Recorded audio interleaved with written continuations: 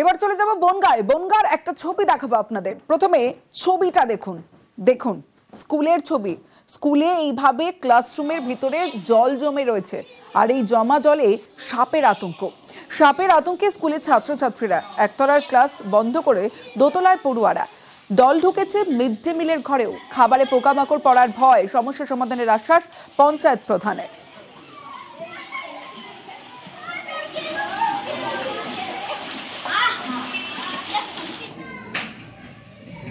উপর থেকে নিচে আসতে গেলে জলের ভিতর দিয়ে আসতে হচ্ছে। টুর ক্লাসে জল ঢুকে গেছে, চালের ঘরেও খুব জল ঢুকে গেছে। ভয় করছে যে সাপ পোকামাকড় যদি ঢুকে যায়। বাচ্চারা যেতে গেলে প্রথমে জল পাড়িয়ে যেতে হচ্ছে উপরে। তাছাড়া আমাদের চালের ঘরে যে জলটা রয়েছে, যার জন্য চালে ড্যাম আসছে, জলটা ঢুকছে। সম্ভবত পেছনের রাস্তাটা অনেকটা উঁচু আছে, আমাদের এই ঘরটা অনেকটা নিচু আছে, তাই জলটা নিচ থেকেই উপরে উঠে আসছে। বছর দুয়েক আগেও পঞ্চায়েতকে জানিয়ে হয়েছিল, কিন্তু পঞ্চায়েত কোনো স্টেপ নেয়নি। স্কুল করাতে যথেষ্টই সমস্যা হচ্ছে। আমি অবিলম্বে চেষ্টা করব জল যাতে নিকাশির ব্যবস্থা করা যায়, আগামী 1 থেকে 2 দিনের ভিতরে যাতে সমস্যার সমাধান করতে পারি সেই চেষ্টা করব। মেয়াদ উত্তীর্ণ ওষুধে লাইসেন্স বাতিল। পাইকারি ওষুধের দোকানে ড্রাগ লাইসেন্স বাতিল। বাঘা যতীন স্টেশন রোডের এজেন্সির লাইসেন্সে কোপ। মেয়াদ উত্তীর্ণ ওষুধ বিক্রির অভিযোগে এবার এজেন্সির বিরুদ্ধে, তাই লাইসেন্স বাতিল করা হলো। আরো বিস্তারিত বলবে অভিজিৎ চন্দ্র, রয়েছে আমার সঙ্গে। অভিজিৎ, অবশ্যই অত্যন্ত গুরুতর অভিযোগ।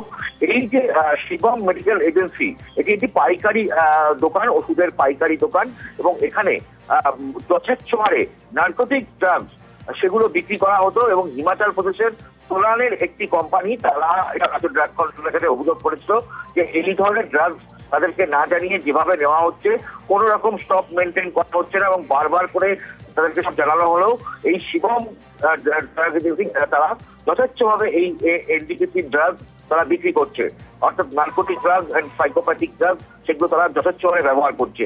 এবং একই সঙ্গে তারা মেয়াদ উত্তীর্ণ এক্সপায়ার্ড ড্রাগ, সেগুলো যে কোম্পানির কাছে যেগুলো ফেরত পাঠাতে হয়, সেগুলো কোনো রকম ভাবে ফেরত পাঠাচ্ছে না। বিভিন্ন সময় তারা অনৈতিক কাজ করে যাচ্ছে, এবং রাজ্য ড্রাগ কন্ট্রোল তারা তাদের তদন্ত যেমন ভাবে চালায়, তেমন ভাবেই এই কোম্পানিকে তারা তাদের সুযোগ দিয়েছিল, ফোকাস করেছিল। গত মাসে মে মাসে তারা ফোকাস করেছিল, কিন্তু তাদের জবাব সন্তোষজনক দেয়নি। তাদেরকে আসতে বলা হয়েছিল ড্রাগ কন্ট্রোলে, তারা ড্রাগ কন্ট্রোলে আসেনি, এবং এরপরে শেষ পর্যন্ত বাধ্য হয়ে এই যে পাইকারি ওষুধ বিক্রেতা তাদের আগামী দিনে কোন রকম ভাবে কোনো ওষুধ বিক্রি করার ক্ষমতা নেই এই শিবম মেডিকেল এজেন্সি। বেশ,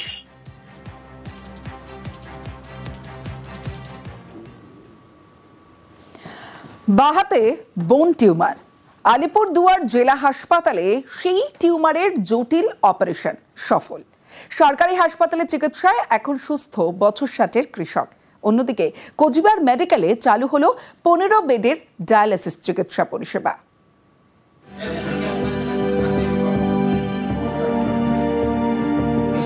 আলিপুরদুয়ার জেলা সদর হাসপাতাল।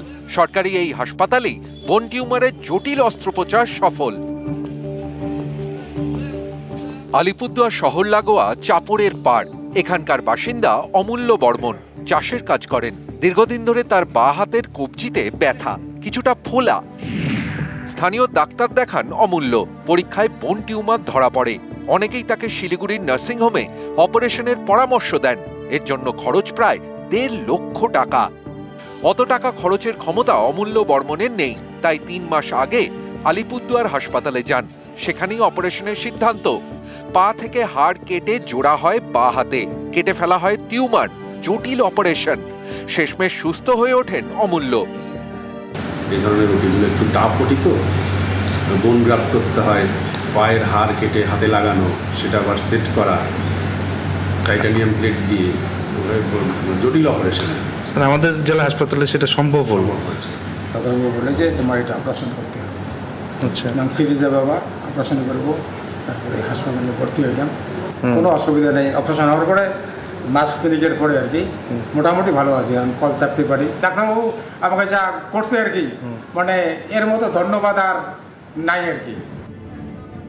কোচবিহার এমজেএন মেডিকেল কলেজ হাসপাতাল। সরকারি এই হাসপাতালে চালু হলো 15 বেডের ডায়ালিসিস চিকিৎসা পরিষেবা। উদ্বোধন করেন উত্তরবঙ্গ উন্নয়ন মন্ত্রী উদয়ন গুহ। 15 বেডের মধ্যে 2টি বেড HIV রোগীদের জন্য সংরক্ষিত। গভর্নমেন্ট যে সিদ্ধান্ত নিয়েছেন 5-এর জায়গায় 15 ইউনিট এবং অন্য সংস্থাকে দায়িত্ব দিয়েছেন সঞ্জীবনী যিনি গ্রুপ যারা, তো এবারে কাল থেকে সেটা পুরোদমে 15 bed at a point of time, এবং যদি তারপরে যদি রুগী থাকে সেখানে প্রায় পার ডে 50 পর্যন্ত রুগী ডায়ালিসিস দেওয়া সম্ভব। আমাদের বিশেষ করে আমাদের ভালো হয়েছে, কারণ আমরা কোচবিহারের বাসিন্দা। আমাদের এখানে যখন নষ্ট হয়েছিল তখন আমাদের যেতে হয়েছে, দিনে কাটে করতে হয়েছে। এখন সামনাসামনি আমাদের হয়ে খুব ভালো হয়েছে, সব কিছুই আমরা পাচ্ছি। আলিপুরদুয়ার থেকে রাজকুমার কর্মকার এবং কোচবিহার থেকে শুভঙ্কর সাহা, নিউজ 18 বাংলা।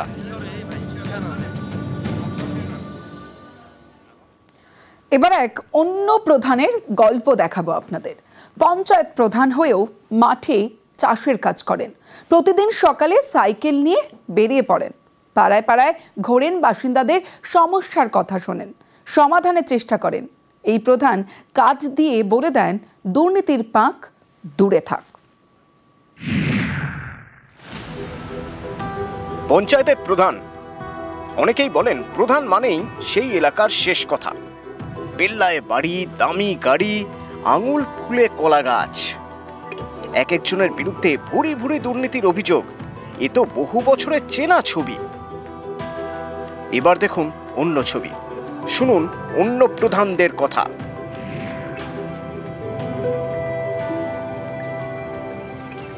পরেশচন্দ্র বর্মন কোচবিহারের মাথাভাঙা 1 নম্বর ব্লকের জোরপাটকি গ্রাম পঞ্চায়েতের তৃণমূল প্রধান।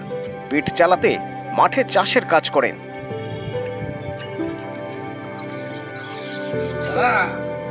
বাড়ি ফিরে সাইকেল নিয়ে বেরিয়ে পড়েন, গ্রামে গ্রামে ঘোরেন, বাসিন্দাদের সঙ্গে কথা বলেন, সমস্যার কথা শোনেন, সমাধানের চেষ্টাও করেন।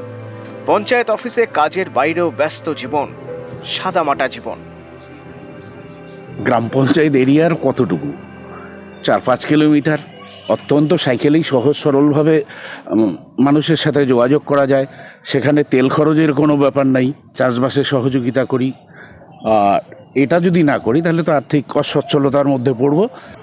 দল আমাদের যেটা শিখিয়েছে সেটা হলো সচ্ছলভাবে যাতে আমরা চলাফেরা করতে পারি এবং দুর্নীতির সাথে যাতে যুক্ত না হই। পরেশচন্দ্র বর্মন দুবারের পঞ্চায়েত প্রধান। স্থানীয়দের দাবি, তারপরেও পরেশচন্দ্র জীবনযাত্রায় এতটুকু পরিবর্তন হয়নি, শুধু বেড়েছে ব্যস্ততা। সাইকেলে আসে, প্রত্যেক সপ্তাহে আসে। সমস্যার সমাধান হয়? হ্যাঁ, হয়েছে তো সমাধান। আপনারা কি তাদের খুশি? হ্যাঁ, খুশি আছি আমরা।